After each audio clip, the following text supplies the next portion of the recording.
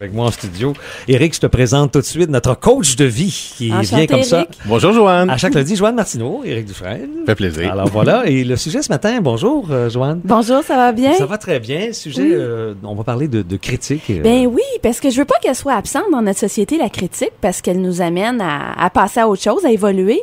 Maintenant, il y a une façon d'utiliser. Fait que j'ai envie de vous transmettre des trucs ce matin pour transformer votre critique en commentaire constructif. Comment vous réagissez? On n'appelait pas ça une critique constructive à l'époque. Là, je t'entends dire commentaire à la place. Moi, j'aime mieux commentaire parce que les gens, ils peuvent critiquer, penser que c'est positif. Alors, j'aime mieux changer le mot. Comment vous réagissez, vous, à la critique? Ben, ça dépend toujours comment elle est apportée. Ça, c'est comme un plat. Ah, voilà. Si on te lance un plat en pleine face, bon, t'as pas le temps de le déguster. Mais si on t'offre un plat bien présenté, tu dégustes la critique. Ça va. Oui, moi, je suis sensible à la critique. Vous voyez, la façon qu'elle est apportée. Ouais. Ben, en fait, oui. Mais j'ai vu des gens autour de moi qui l'apprennent mieux que moi. Ça m'est arrivé hier, d'ailleurs. Okay. Moi, par rapport à la critique, lorsqu'elle est apportée sur un support de « il n'y a rien de correct ou quand elle est trop fréquente, j'ai de la misère. Fait que le ton sur lequel on parle, c'est sûr que ça a un impact. Je vous dirais même le non-verbal est encore plus puissant que les mots. On le voit ça dans une vie de couple. Regardez ça si c'est drôle. La femme va dire, ben voyons, pourquoi tu me parles de même? Puis l'homme va dire, ben j'ai rien dit de mal, j'ai pas dit qu'il y a rien d'abaissant, rien. Mais c'est pas les mots que tu as utilisés, c'est de la façon que tu me l'as dit. Le ton aussi. Le ton. Tu sais, je vous dis les bananes, sont aimantes, ces bananes-là. Les bananes! Oh, les deuxièmes, ils passent un peu plus difficilement. Donc, le ton sur lequel je vais utiliser la critique.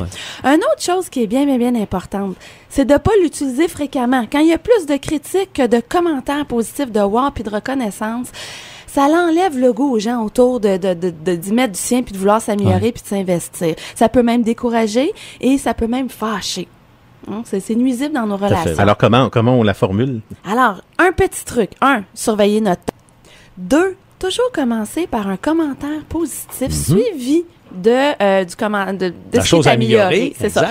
Mettons, Luc est extraordinaire, ton souper, tout ça. Écoute, moi, je mettrais un petit peu plus de poivre. Moi, j'évite d'utiliser le mais. Parce que je dis, il est extraordinaire, ton souper, mais il manque de poivre. Il me semble que ça dégonfle la balloune. Hein? C'est super bon, ton spectacle, mais il me semble que ça...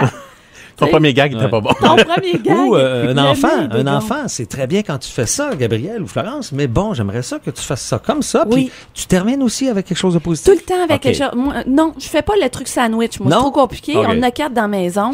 C'est trop compliqué pour moi, je vous le dis. 4 sandwichs? Trop de sandwich. Trop de sandwich, OK? Mais je vais dire, c'est génial, tu as pris l'initiative de ramasser ta chambre, mais en même temps, il me reste un camion, un chandail à mettre dans le panier à linge sale. Voilà. Voilà pour la critique. Alors, on va travailler ça, et si vous voulez travailler davantage, vous allez sur le site mercilavie.ca. Oui, puis écrivez-moi vos commentaires à info@mercilavie.ca. Alors, bonne semaine dans le positif. Merci infiniment. Merci, Joanne.